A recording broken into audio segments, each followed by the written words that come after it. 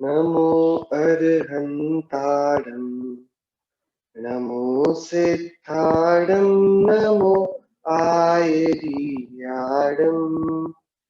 नमो उवक्षायाडं नमो लोये सप्तसाहूरं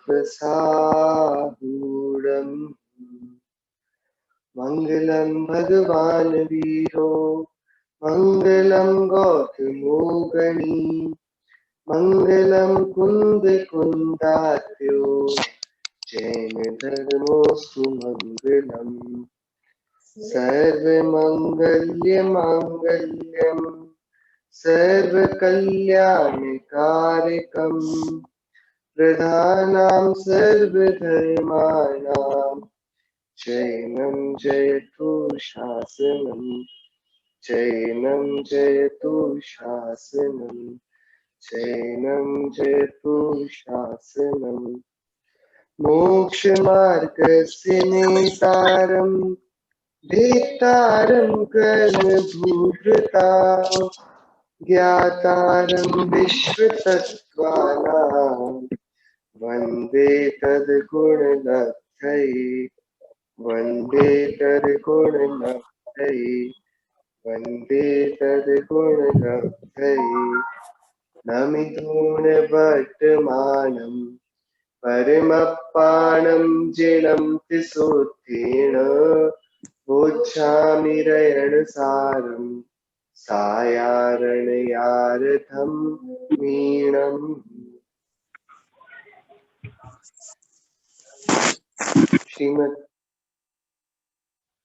श्रीमद् भगवत कुंकुंदाचार्य तीर्थ प्रेमी यह रयणसार प्राकृत नामक पाहुड़ ग्रंथ और इस पर हम सभी गाथा नंबर 86 पर चर्चा कर रहे हैं और अधिकार चल रहा है आत्मज्ञान की मोक्ष मार्ग में अत्यंत मैंडेटरी मूलभूत आवश्यकता का कि मोक्ष मार्ग आत्मज्ञान से विहीन व्यक्ति के संभवता ही नहीं, ये संभावना बनती ही नहीं कि कोई आत्मज्ञान से रहित हो और मोक्ष मार्ग को प्राप्त हो जाए, सम्यक्त्व को प्राप्त हो जाए। सो कल हमने 3 नियम देखे थे। कौन से थे वे 3 नियम?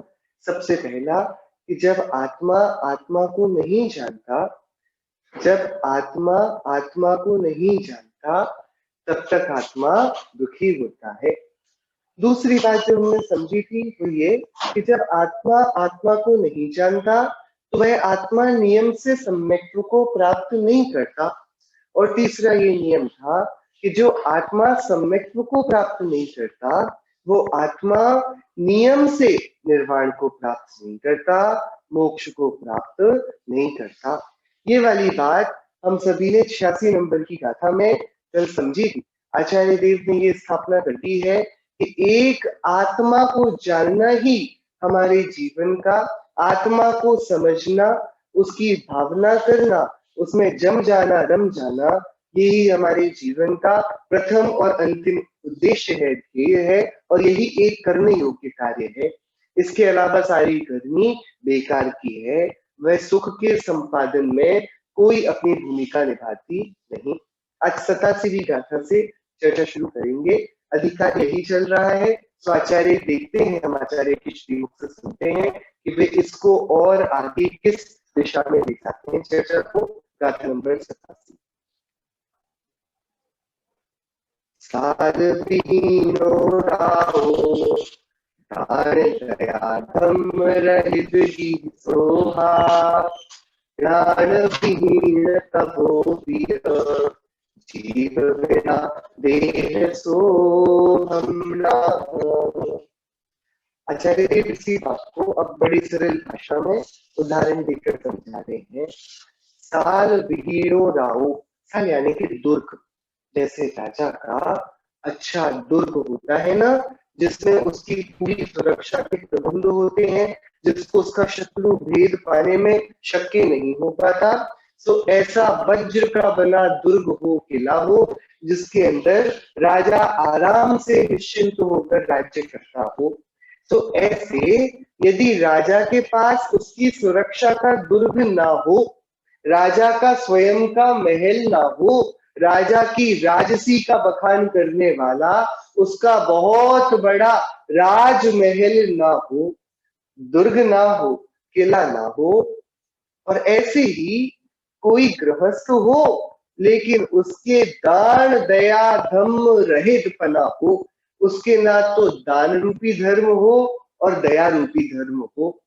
यही धर्म बताए थे ना पहले भी, पूजा और दान। सुचिंदेव की पूजा जो हृदय से क्षमा स्वभाव के धारण करने वाले सरल चित्त जीव हैं उनके होती है, उन्हीं के हृदय में उदारता होती है। तो जिस गृहस्थ के हृदय में दान और दया धर्म नहीं है, एक राजा जिसके पास दुर्ग नहीं है, एक गृहस्थ जिसके पास दया और दान धर्म नहीं है, और ऐसा ही एक शरीर जिसके पास जीव नहीं है, मुर्दा। सो जीव बिना देह सो हमना। तीन बातें, दुर्ग के बिना राजा, दान और दया धर्मों से रहित गृहस्थ, और जीव के बिना शरीर जैसे सोहम न, जैसे ही शोभा को प्राप्त नहीं होते, जैसे इनकी सुंदरता रहती ही नहीं, इनकी गरिमा का ख्याल भी नहीं चढ़ पाता दिमाग में, तो जैसे इनकी शोभा शून्य हो जाती है कि यदि राजा हो और उसका महल ना हो तो किस बात का राजा। यदि गृहस्थ हो और दया दान धर्म का ही पालन करने वाला नहीं हो तो किस बात का गृहस्थ श्रावक। और यदि शरीर हो और उसमें चैतन्य आत्मा ना हो तो शरीर की क्या सुंदरता, वो तो कुरूप डराने वाला है, खेद का, क्षोभ का, दुख का कारण है, मुर्दा है। तो जैसे ये तीनों, इन तीन के अभाव में सुंदरता शोभा को नहीं प्राप्त होते, ऐसे ही प्राण विहीन तवोविय, कि अरे वह तप जो ज्ञान से, आत्मज्ञान से विहीन है, वो शोभा को नहीं पाता। जिस प्रकार दुर्ग के बिना राजा की, दान दया रूपी धर्मों से रहित गृहस्थ की, और जीव के बिना देह की शोभा नहीं होती, उसी प्रकार आत्मज्ञान से रहित तप की भी शोभा होती नहीं। जो पूर्व गाथा में आचार्य देव ने बात करी कि भैया आत्मा आत्मा को नहीं जानता, तो भैया उसने लिंगम हेतूण किम करे दी, लिंग को ग्रहण करके क्या करता है, बहु दुख भार मूलम। कैसा है वह जिन लिंग कि यदि आत्मज्ञान से रहित होकर किया जाए तो जो आत्मा को नहीं जानता वह दुखम अपणोताब, उस आत्मा के दुख है ना। तो भैया क्या होगा यदि आत्मा को जाने बिना ऊंचे तप व्रत आदि भी करेगा ना, तो उसके लिए वे बहुत दुख के भारमूल होंगे, सुख का संपादन नहीं कर पाएंगे, सम्यक्त्व तो दूर, मोक्ष भी बहुत दूर उसके रह जाएगा। सो ऐसे ही आचार्य देव सिद्धांत निश्चित करते हैं, तप वही जो आत्मज्ञान के साथ हो, आत्मज्ञान से रहित तप वो कुछ कार्यकारी नहीं, वो शोभा नहीं पाता, वो सुंदर नहीं है, वो प्रशंसनीय नहीं है, वो आदरणीय नहीं है, उसकी पूजा नहीं होगी, वो पूजनीय नहीं होगा, वो ज्ञानियों के द्वारा प्रशंसनीय नहीं होगा। कैसा तप, वह तप जो आत्मा को पीठ दिखाकर मात्र देह का प्रतपन प्रताड़ना के एकमात्र उद्देश्य से किया जाता हो, ऐसा तप वह शोभा को प्राप्त नहीं होता। एकदम सरल सी गाथा थी। आचार्य देव इस आत्मज्ञान की बात को और आगे करेंगे। सो यदि वह ऐसा नहीं होता तो होता क्या है आखिरकार, कि 88वीं गाथा आचार्य देव और थोड़ी हमारे हृदय को बात चुभे ऐसी बात करते हैं गाथा 88 पर। मक्खी से लिम्मी पड़ी दो, मुवदि चाहत परिगहे पड़ी दो, लोही मूड़ो खबड़ो, काय केले से सुअन्नारी। भाई अब उसने चिन्हलिंग दे दिया है लेकिन आत्मज्ञान से रहित है। सो वेश तो है मुनि का, लेकिन अंतरंग में क्योंकि हे उपादेय के विवेक से विहीन है। गाथा 81, कि जिसके हे और उपादेय का विवेक नहीं होता उसको क्या प्रिय होता है कि पांच इंद्रिय के विषय प्रिय होते हैं। उसकी सुख बुद्धि कहाँ पर है? बाहर के संयोगों में है। सो मतलब क्या हुआ? इसको दूसरी भाषा में बोले तो क्या बोलेंगे कि वह परिग्रह में आसक्त होता है, पांच इंद्रिय के विषयों का इस भव में इसलिए त्याग करता है क्योंकि पर भव में देवत्व में मिलेंगे, वह परिग्रह में पड़ा हुआ है। आचार्य देव अब उसके लिए देखिए क्या उपमाएं दे रहे हैं। मक्खी सिलिम्मी पड़ी दो, जैसे श्लेष्म में, कफ में, थूक में, कफ में मक्खी पड़ी हुई है, गिरी हुई है। मक्खी पड़ी दो सिलिम्मी, कि जैसे श्लेष्मा में, कफ में एक मक्खी गिर गई है। तो अब क्या होता है कि मोहदी जहां तह परिग्रहे पड़ी दो, कि मक्खी सिलिम्मी पड़ी दो जहां मोमती, कि जैसे जहां जैसे मक्खी श्लेष्मा में पड़कर मोहदी के क्या बहुत तड़प तड़प कर मरण को प्राप्त होती है।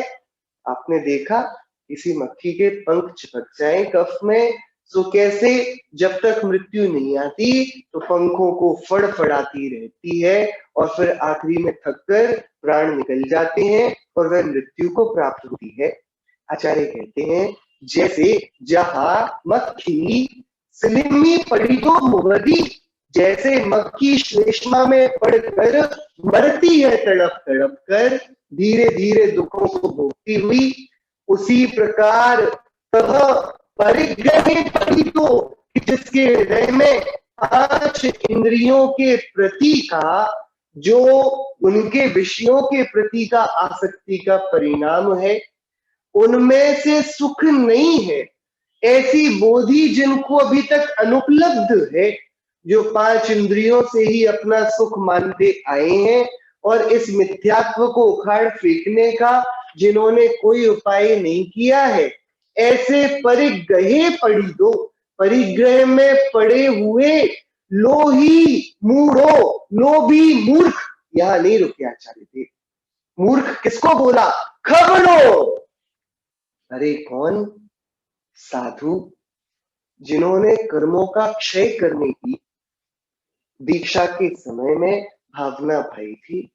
ऊंचे जनेन्द्र देव के मार्ग को, बहुत ऊंची भावनाओं को अपने हृदय में स्थापित कर जिन्होंने आचार्य के समक्ष अपना केश लुंचन किया था, जिन्होंने समस्त परिग्रह वैभव को त्यागा था, उपसर्ग और परिश्रमों को जीतने की प्रतिज्ञा की थी और आत्मोपलब्धि के लिए, चैतन्य के अभ्यास के लिए जो वनों में जंगलों में निकल पड़े थे, वे मुनिराज आचार्य कुंदकुंद देव उनसे बोलते हैं कि अरे हे मुक्ति पथ के पथिक, क्या शब्द दिया खवड़ो, अरे शपथ, जिसको कर्मों का क्षय करना था, जो श्रमण था, जिसने तीर्थंकर महावीर की पुनीत परंपरा में दीक्षा ली थी, वह कैसा हो गया?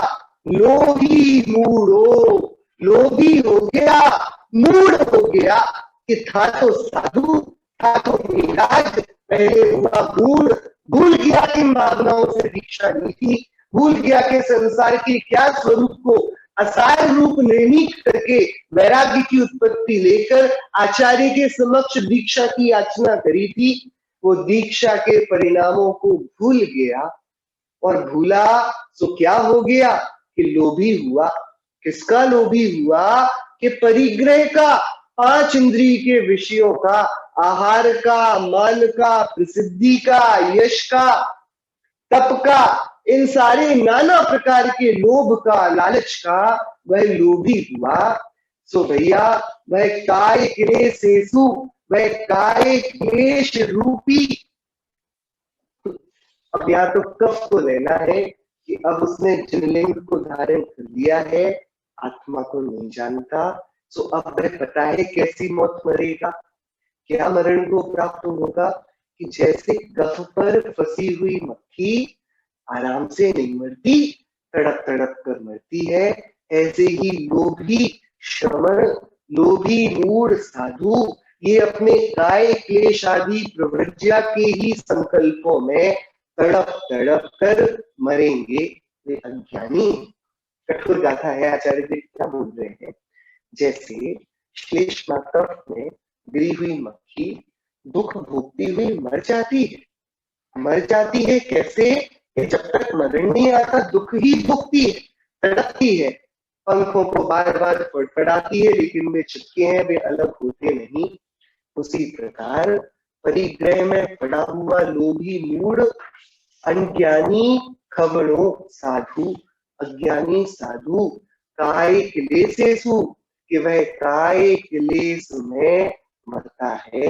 अपनी तपस्या तप, अपनी सारी प्रकार की वृत्तियां जो उसने कर्मों के क्षय करने के लिए ली थी, उन सारी वृत्तियों को ना आदरने के कारण, उनके साथ वह निकांक्षित होकर सही आदर ना करने के कारण वह तड़प तड़प कर काय क्लेश आदि के दुखों में मर जाता है। किसके बिना, आत्मज्ञान के बिना। कैसे पता पड़ा कि आत्मज्ञान से रहित है, कि अरे परिग्रह में पड़ा है। परिग्रह में क्यों पड़ा है, कि इसको परिग्रह में सुख दिखता होगा तभी तो पड़ा है। तो परिग्रह में सुख दिखता है मतलब सुख स्वभावी आत्मा को, आचार्य देव ने बोला था ना, अनंत सुहाणम अपाणम, अनंत सुख स्वभावी आत्मा को नहीं जानता होगा तभी तो परिग्रह में सुख दिखता है ना। इसलिए आत्मज्ञान से रहित, जैसे कि आत्मा के बिना शरीर की कोई शोभा नहीं, मुर्दा है, अस्पृश्य है, छुआ जाने लायक नहीं, जला दिया जाने लायक है, ऐसे ही ज्ञान के बिना, आत्मा के ज्ञान के बिना तप की, लिंग की कोई मान प्रतिष्ठा नहीं, कोई शोभा नहीं। उसकी कुछ शोभा होती नहीं तो क्या होता है, कि उसका मरण होता है। कैसे होता है, तड़प तड़प कर। किसमें तड़पता है, कि अपने ही द्वारा बुने हुए जाल में ये मकड़ी फंसकर मर जाती है। अपने ही द्वारा ली गई प्रतिज्ञाओं में स्वयं सम्यक मार्ग का पता न होने से, सम्यक बोधि की उत्पत्ति न होने से, ये स्वयं ही ऊंची प्रतिज्ञा निचली भूमिका में लेकर बिना तैयारी करे बड़ा मार्ग को ग्रहण कर तड़प तड़प कर काय क्लेश आदि में मरण को प्राप्त होता है। ये 88वीं गाथा आचार्य देव ने कही। और ऐसा नहीं आचार्य देव ने गाथा सिर्फ याद कही, अष्टपाहुड़ ग्रंथ में 8 पाहुड़ है, उनमें हर एक पाहुड़ में अनेक स्तरों पर आचार्य देव ने इस अर्थ की सूचना करी है। आचार्य कुंद कुंद देव ये कहते हैं, जिनागम ये भाव प्रधान है, और जिसके चैतन्य भावना नहीं है उसके मात्र और मात्र प्रारब्ध में निगोदों तक की यात्रा है।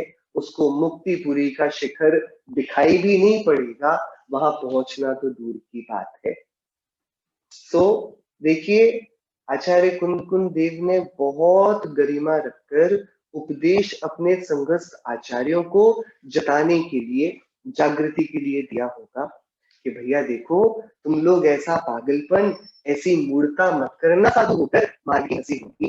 तुम परिग्रहों से दूर रहना, इनके कर्ता तो नहीं बनना, इनके कार्यता भी नहीं बनना, इसकी अनुमोदना भी नहीं करना। ये साक्षात नरक का द्वार है। सारी हिंसाएं इस परिग्रह के अधीन है, और ये परिग्रह जिससे प्रेरित होता है वह लोभ कषाय, वह सबसे बड़ी कषाय है। बड़ी मुश्किल से 10वें गुण स्थान के अंत में शपथ श्रेणी वंत मुनिराज इसका क्षय कर पाते हैं। ये हंसी खेल नहीं है, और सुनो, इस काल में तो इसका क्षय करना संभव भी नहीं, तो तुम इसको हल्के में मत लेना।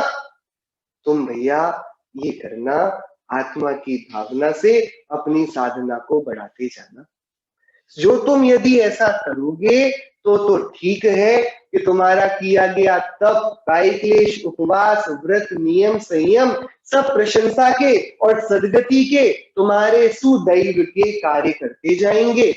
और जो यदि ये चैतन्य की भावना से रहित होकर ये सारी कहानी करी, तो आचार्य कुंद कुंद देव ने एक शब्द लिया भाव पाहुड़ ग्रंथ में, नट श्रवण, कि जैसे कोई नाटक में राम बनता हो, और राम का जैसी पात्र खत्म होता हो तो मर्यादा पुरुषोत्तम 7 व्यसनों में लग जाते हो। अभी तक जो राम का पात्र निभाते थे अब वे 7 व्यसनों में प्रवृत्त दिखे, तो बताइए जो स्टेज पर थे वे तो मर्यादा पुरुषोत्तम राम थे, और जो अब यहाँ पर मदिरा पान करने के लिए बैठे हैं वे कौन से पुरुषोत्तम हैं? कि अब उससे पूछा जाए तो वो बोलेगा भैया वो तो नाटक था, हकीकत तो ये है उस नाटक के पैसे मिलते हैं। ऐसे ही आचार्य देव ने लिखा, अरे जो व्रत नियम संयम को भाव से तो धारण नहीं करते, लोक रंजन के लिए दिखावे को धारण करते हैं, तो उनका वे असली चेहरा नहीं है, वे तो नट श्रमण है। चैतन्य की भावना के बिना ये सब नाटक ही तो है, क्योंकि जब तक 5 इंद्रिय के विषयों में सुबुद्धि है तब तक चैतन्य के स्वरूप की भनक भी नहीं है, क्योंकि वहां तो आनंद का सागर झरना बहता है। जिसने एक बार चैतन्य को देखा उसका संसार का रस टूट पड़ता है। जो 5 इंद्रियों की सेवा उसकी देखी जाती है वह सब अस्थिरता जन्य अत्यंत उपेक्षा भाव से किया गया भोगो भोग होता है, उसका भी वह परिमाण किए जाता है। लेकिन इसके तो आसक्ति घनी है, बहुत मोटी है। तो इससे पता पड़ता है इस शब्द से कि वह परिग्रह पड़ी दो, परिग्रह में पड़ा हुआ है, मतलब वह चैतन्य की भावना से बहुत दूर है। तो क्या होगा? व्रतादि का कुछ तो अच्छा फल होगा, अच्छा फल नहीं होगा। तुम्हें पता है कैसा होगा? तुमने कभी कफ में चिपकी हुई मक्खी देखी है? जैसी उसकी दशा होती है ऐसी इसकी दशा होती है। अब खुलकर विषय कषाय में बन नहीं सकता, खुलकर 5 इंद्रिय के विषय लोगों को भोगेगा तो समाज चल बैठेगी, सब नाना प्रकार से इसकी निंदा करेंगे, इसको कोई पूज्यपना नहीं होगा, खाने के लाले पड़ जाएंगे। तो 5 इंद्रियों के विषयों की आसक्ति तो अंदर है, बाहर ऐसी प्रतिज्ञा है कि अब वह संभव नहीं, तो काली रातों में अंधेरों में ये 5 इंद्रिय के विषयों को छुप छुप कर भोगता है। जैसे दिन भर तो काय क्लेश का ढोंग करना पड़े और रातों को 5 इंद्रियों के विषयों का भोग। तो ये सीधे निगोद ले जाने का कार्य है। जिन मत में ऐसी अनीति सुंदर शोभा को प्राप्त नहीं होती, ये अपने आप को और अपने अनुयायियों को पतन में डालने का काम बन पड़ता है। सो आत्मज्ञान की यहाँ पर एक और बात आचार्य देव ने कर दी कि आत्मज्ञान के बिना ये जीव लोभी ही है, क्योंकि आत्मा का सुख नहीं देखा तो सुख तो स्वभाव है, कहीं ना कहीं तो देखेगा। कहाँ देखेगा? 5 इंद्रिय के विषयों में। सो कोई लालच करता दिखे अथवा कोई शांत दिखे, यदि वे दोनों आत्मज्ञान से रहित हैं, दोनों ही लोभी हैं, क्योंकि दोनों को सुख बाहर से दिखता है और बाहर की ही इंद्रिय विषयों की आकांक्षा है। 89 गाथा से आचार्य देव इसी आत्मज्ञान की बात की स्थापना करेंगे, और 89 और 90 नंबर की गाथाएं ऐसी हैं जो हम सभी की पथ प्रदर्शक गाथाएं बननी चाहिए। उद्गाह छंद है प्राकृत भाषा का 89 नंबर की गाथा। प्राणभास विहीनो सपरम तच्चम न जान दे किंपि झाणम तस्न बोधिधु तावणकम मम खवे विनहु मोखम। देखिए क्रम बताया है इस गाथा में, और अगली गाथा में आचार्य देव पूरा एक चार्टर बना देंगे हमारे लिए, प्रियम्बल, एक कॉन्स्टिट्यूशन बना देंगे कि पंचम काल में क्या करनी है। क्या बोल रहे हैं 89 नंबर की गाथा में आचार्य? बीच की 2 गाथाओं में आचार्य देव ने बड़ा लाइट 2 एग्जाम्पल्स के साथ हमको बताया कि भैया पहली बात तो ये, जैसे कि किले के बिना राजा की कोई शोभा नहीं, जिसके हृदय में दान और दया नहीं वो गृहस्थ शोभा को नहीं पाता, और कोई शरीर में आत्मा ही नहीं तो वो तो डरावना है, भयंकर शोभा वाला नहीं।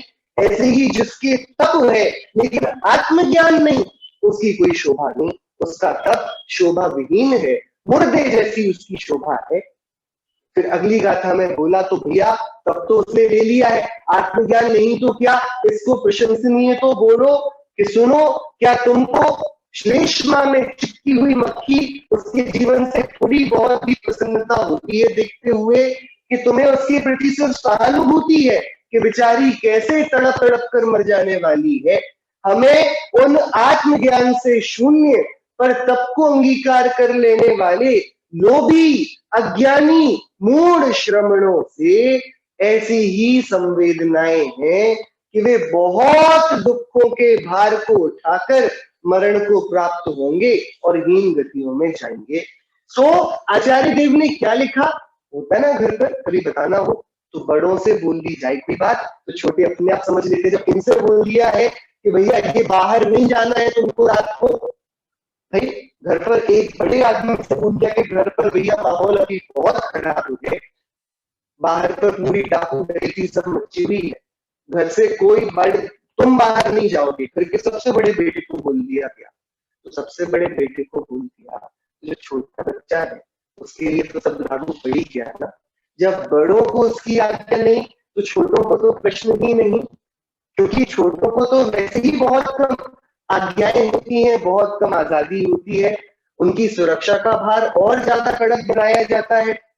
सो भाई जब मुनिराजों को बोल दिया कि उनकी कोई भी करनी जो इतनी प्रशंसनीय के तप रूप है वह भी आत्मज्ञान के बिना उनको क्लेश ही देगी, तो हमारे लिए भी वह लागू हुआ। पांच इंद्रिय के विषयों की आसक्ति ये कोई सुख की कहानी बनाने वाली नहीं है, ये दुखों की ही विडंबना को जन्म देगी। तो हम सभी को ये समझना होगा कि पांच इंद्रिय के विषयों के पीछे भागने से, लोभी होने से अच्छा है हम आचार्य देव क्या करने को बोल रहे हैं उस पर ध्यान दें। क्या करें? ज्ञान के अभ्यास से रहित जीव, ज्ञान अभ्यास से विहीन जीव क्या नहीं कर पाता? सपरम तच्चम न जानते, सपरम स्व और पर इन तत्वों को नहीं जानता, इनको बिल्कुल भी नहीं जानता। न जान दे किंपि, कुछ नहीं जानता, ना आत्मा के बारे में जानता है ना शरीर के बारे में जानता है। ज्ञान के अभ्यास से विहीन जीव वह ना तो स्वतत्व को जानता है ना परतत्व को जानता है, और कितना कि बिल्कुल भी नहीं जानता, बिल्कुल भी नहीं। हमें लगता है चलो आत्मा को नहीं जानते, हम शरीर को तो जानते हैं, कि आचार्य देव बोलते हैं नहीं। देखो जिसको ये नहीं पता कि नींबू कैसा दिखता है और उसको ये ले जाने को बोल दिया गया कि संतरे को लेकर आओ, और अब वह नींबू को संतरा समझकर ले आए और संतरे को नींबू समझकर ले आए, तो उसको इन दोनों के बीच में किसका ज्ञान है? कि यदि एक का भी ज्ञान होगा तो उसके साथ तो गलती नहीं करेगा ना। यदि वह नींबू नहीं जानता लेकिन संतरे को पहचानता है, तो जब माता ने बोला कि नींबू लेकर आओ तो कुछ भी लेकर आए, संतरा तो नहीं लेकर आएगा, क्योंकि संतरे को तो जानता है ना, नींबू को नहीं जानता कोई बात नहीं। लेकिन जब नींबू लाने का आदेश है और संतरे को जानता है तो संतरा तो नहीं आएगा। सो भाई यदि वह संतरा को ले आया जब माता ने बोला कि नींबू को लेकर आओ, इससे क्या पता पड़ा?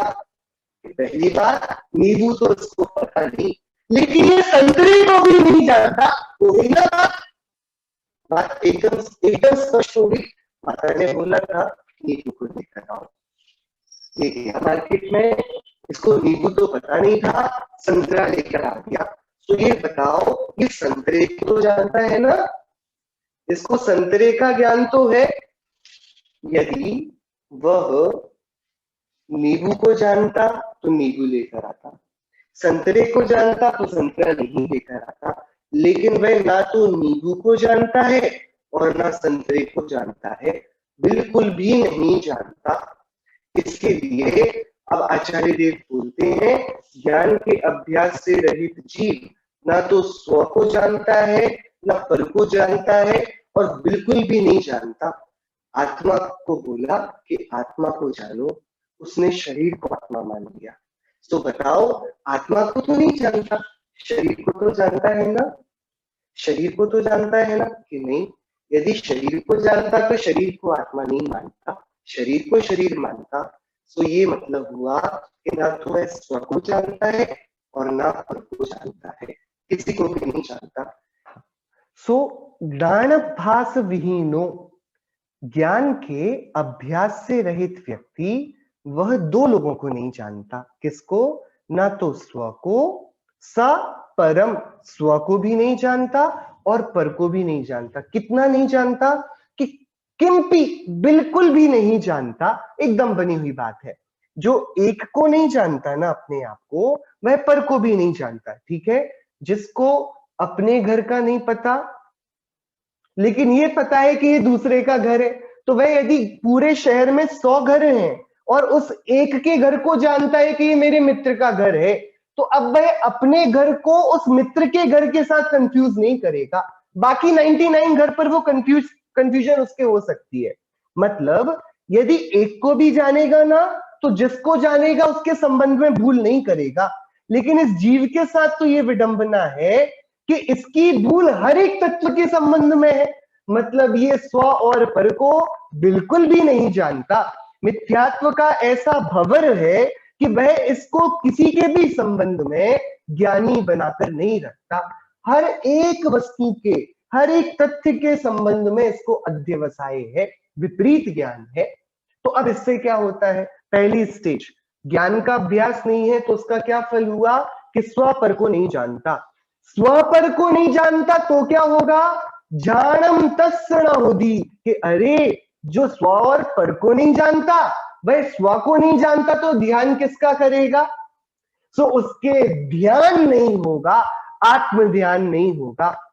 ज्ञान के बिना स्व पर का ज्ञान नहीं, स्व पर के ज्ञान के बिना ध्यान नहीं, और जिसके ध्यान नहीं होगा तावणा कम्मम खवेदी, उसके कर्मों का क्षय नहीं होगा। और जिसके कर्मों का क्षय नहीं होगा, नहु मोक्षम, उसके मोक्ष नहीं होगा। क्या एकदम क्रम हो गया?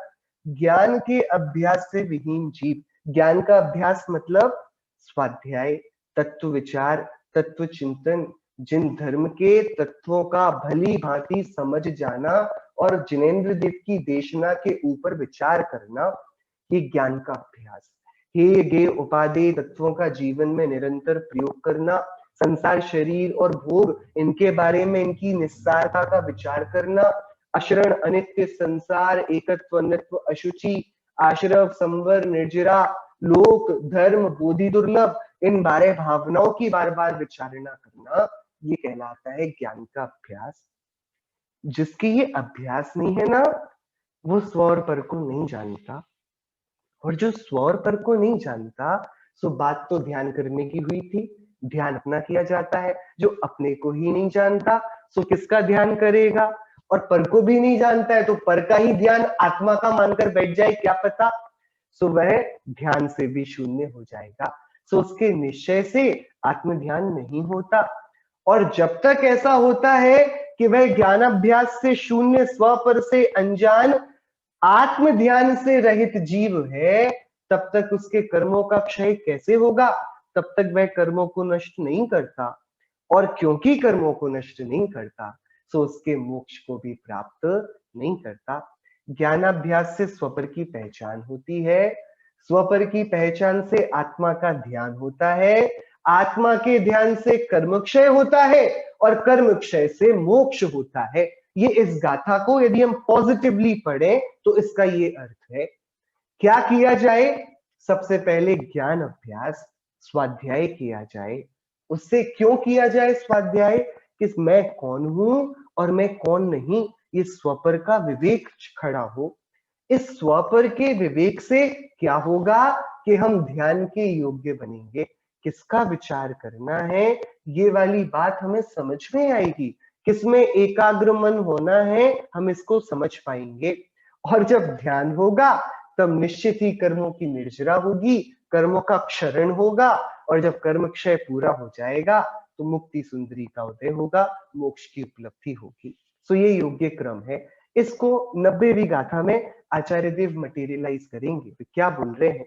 गाहिणी नाम का गाथा छंद है।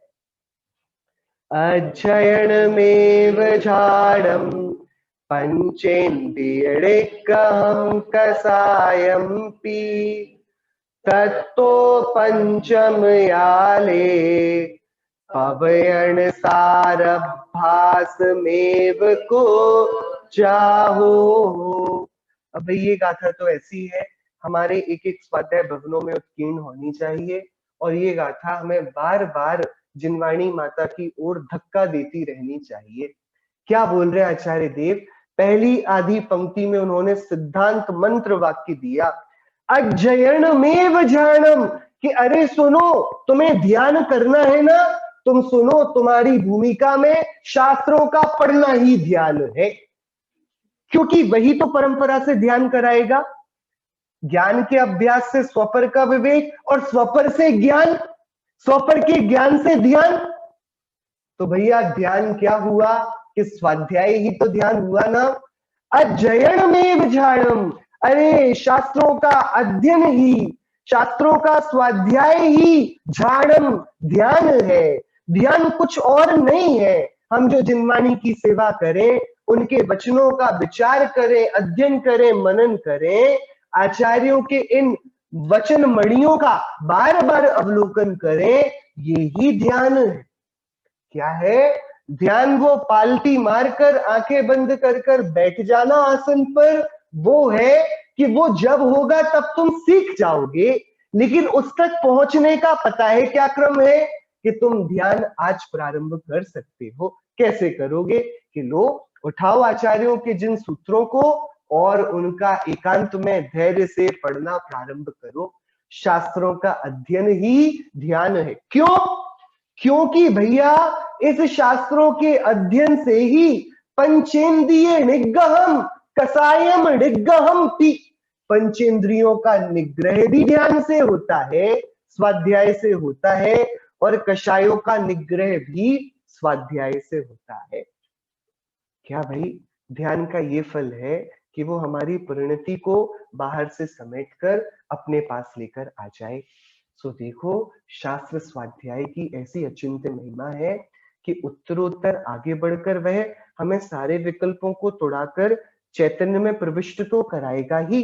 जब हम शास्त्र स्वाध्याय करते हैं, तब ना तो हमें कोई पंचेंद्रियों का विषय आकर्षित करता है, ना ही कोई कषाय का उद्वेग आ पाता है। इसका क्या अर्थ हुआ? जैसे ध्यान में पंचेंद्रियों का कोई व्यापार नहीं है, जैसे ध्यान में कषायों की कोई ऊष्मा जगती नहीं है, ऐसे ही स्वाध्याय में भी ना तो पंचेंद्रियों का प्रकोप है, ना ही कषायों का उद्वेग। सो अरे, ये जो ध्यान है ना, अध्ययन ही ध्यान है, और इससे ही पंचेंद्रियों का निग्रह है, और इससे ही कषायों का निग्रह। इसलिए तत्तो पंचम याले, इसलिए वर्तमान इस पंचम काल में, हुंडाव सर्पणी पंचम काल में, हम शुरुआत में गाथाएं पढ़ रहे हैं। आचार्य देव ने 4 गाथाओं में हमको बताया था कि भैया इस काल में कैसे कैसे धर्महीन होगा, कैसे कैसे लोगों की रुचि मिथ्यात्व की तरफ जाएगी, कैसे कैसे लोग सद्धर्म की बात में थोड़े कम रुचिकर होंगे और विकथाओं में ज्यादा रुचेंगे। ऐसे करते फिर हमने भरत चक्रवर्ती के 16 स्वप्न भी देखे थे कि क्या उत्तरोत्तर धर्म की अच्छी दशा नहीं रहने वाली। काल के चलते मनुष्यों का जो उत्तरोत्तर आंतरिक ढांचा है भावनाओं का, वो जीर्ण शीर्ण होता चला जाएगा। आचार्य कुंददेव इसी पंचम काल की बात कर रहे हैं। क्या है भैया? आचार्य देव का हमारे लिए स्पष्ट निर्देश है, और निर्देश भी हम क्यों बोले, ये ऑर्डर है, आदेश है हमको। सुन भाई, शास्त्रों का अध्ययन ही तेरे लिए ध्यान है, और सुन, उसी से तू पंचेंद्रियों का निग्रह और कषायों की विजय भी कर पाएगा।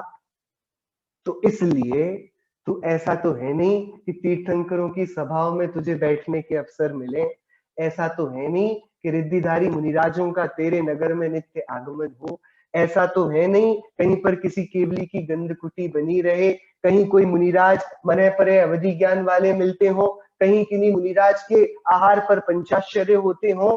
तुझे ऐसे दृश्य मोक्ष मार्ग के प्रेरक दृश्य तो देखने को मिलते नहीं, और मिलेंगे भी नहीं। ये काल ऐसा नहीं है जिसमें तू सोचे कि तुझे धर्म का दिग्दर्शन अचानक हो जावे और तेरे सामने वे बनाव बन पड़े, ऐसा नहीं है। तो तू क्या कर, इसलिए हे भव्यों, इस पंचम काल में पवयन सार भास मेव, प्रवचन सार रूप जिनागम, प्रवचन सार यानी जिनेन्द्र देव की वाणी का सार, मतलब उनकी दिव्य ध्वनि का सार जो गणधरों ने द्वादशांग में गूंथा और आचार्यों ने जिन सूत्रों में ताड़पत्रों में लिखा और चलते हुए आज हमारे पास ग्रंथों में मुद्रण होकर प्रकाशित होकर हाथ में आया है, वह जिनागम का सार, जिनवाणी का सार, उसका ही अभ्यास पूज्या हो करना चाहिए। क्या करना चाहिए भाई? दया करनी चाहिए, दान करना चाहिए, व्रत नियम संयम करना चाहिए। ये वाली बातें आचार्य देव आगे कितनी विशुद्धता से बोलाई है कि ये नहीं करेगा तो गृहस्थ किस बात का। जिसके हृदय में दान, यदि हृदय में भक्ति नहीं है चुनदेव के प्रति, गुरुओं के प्रति, वो गृहस्थ किस काम का गृहस्थ? वो तो शोभाहीन मुर्दे के समान है। तो भाई वो तो हृदय में होंगे ही होंगे, लेकिन एक बात तो बताओ, गृहस्थ के दान और मुनिराज का तप ये कब शोभा पाते हैं? जब वे आत्मज्ञान से सिंचित हो। यदि आत्मज्ञान के बिना गृहस्थ बहुत पूजा दान करता हो तो कुछ लाभकारी नहीं। आत्मज्ञान से रहित मुनिराज बहुत कायक्लेश उपवास करते हो, कुछ काम के नहीं। तो आत्मज्ञान तो करना होगा ना। सो आचार्य आत्मज्ञान कैसे होता है कि भैया ज्ञान के अभ्यास से, श्रुत अभ्यास से, शास्त्रों के अभ्यास से। इसलिए इसलिए वर्तमान में इस पंचम काल में हम सभी को ये तो एक अवश्यमेव कर्तव्य है। आचार्य कुंद कुंदेव कहते हैं, कुछ करो ना करो, तुम्हें जो धर्माचरण करने की इच्छा हो तो भैया तुम्हारे लिए एक ही कर्तव्य है, प्रवचन सार का अभ्यास करो, जिनवाणी का अभ्यास करो, आचार्यों के द्वारा रचे गए इन दिव्य चमत्कारी मंत्रों का अभ्यास करो। ये तुम्हें तुम्हारी अनादि की भूली हुई संपदा का दान तुम्हें दे देंगे। तो आचार्य देव ने इस गाथा में स्पष्ट मुखर होकर ये वाली बात कह दी कि भाई इस काल में हम सभी के लिए कौन शरण है? एक जिनवाणी माता ही शरण है। शास्त्रों का अध्ययन ही ध्यान है, उसी से पंचेंद्रियों का निग्रह और कषायों का भी निग्रह होता है। इसलिए इस पंचम काल में प्रवचन सार, जिनागम, जिनवाणी के सार का ही अभ्यास करना चाहिए। तत्वानुशासन ग्रंथ में एक बात लिखी है, श्रुताध्ययन से यानी कि जिनवाणी के अध्ययन से मनुजय होता है, मन की विजय होती है। जो यहाँ लिखा ना, पंचेंद्रिय निग्रहम कसायम्पि, और मनोजय से इंद्रिय जय की सिद्धि होती है। कि भैया जितना भी धर्माचरण जीवन में आएगा ना, हम जितना भी आगे बढ़ेंगे, हम सभी चाहते हैं हमारा जीवन उज्जवल हो, हमारे जीवन में बहुत अच्छे अच्छे नियम आए, व्रत आए, हमारा अंतस एकदम पवित्र हो और बहुत ऊंची दशाओं में पहुंचे, हम सभी चाहते हैं। तो ये कैसे संभव होगा कि बिना स्वाध्याय के कोई ये चाहेगा? तो भैया ऐसा है कि थाली सामने रहे और उसको मात्र देखा ही जाए, खाया न जाए तो पेट की क्षुधा दूर नहीं होती। ऐसे ही बाकी व्रत नियम संयम तो जैन दर्शन की थाली है, जो भोजन है वो तो गुरुओं के वचन है, उसके किए बिना दुख दूर नहीं होगा। तो ये वाली बात स्पष्ट हुई, पंचम काल में हम सभी का एक ही कर्तव्य है।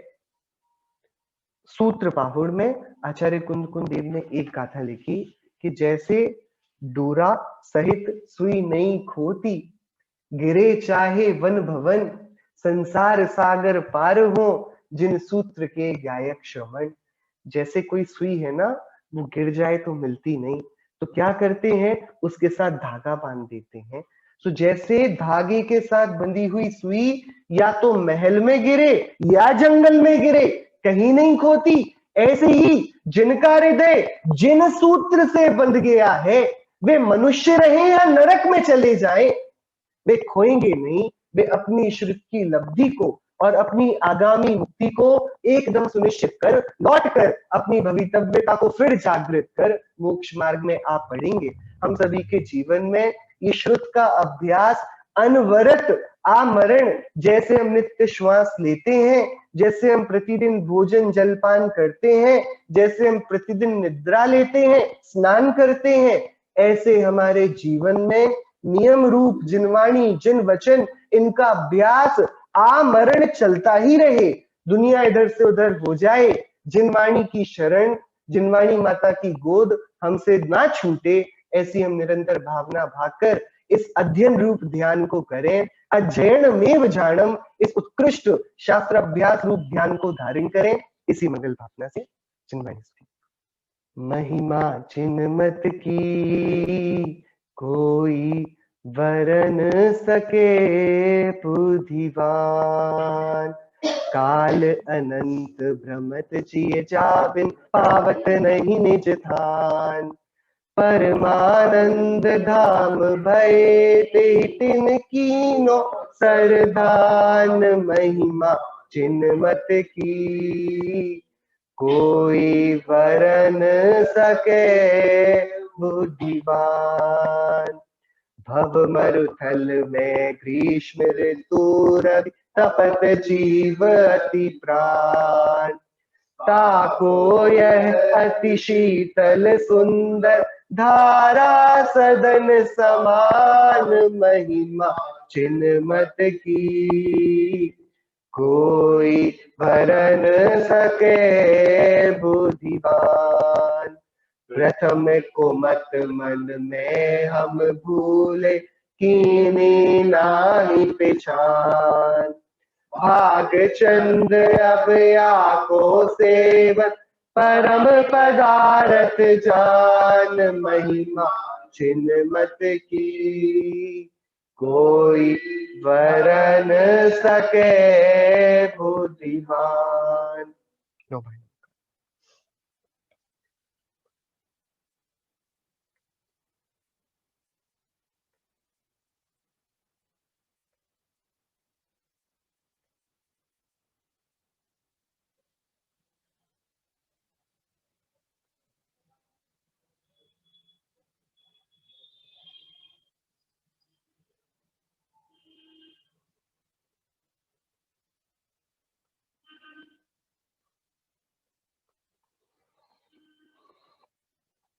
बोले अंतर्मुख मुद्रावन सर्व चनेन्द्र भगवंतों की जय हो। द्वादशंग में जिनवाणी माता की जय हो।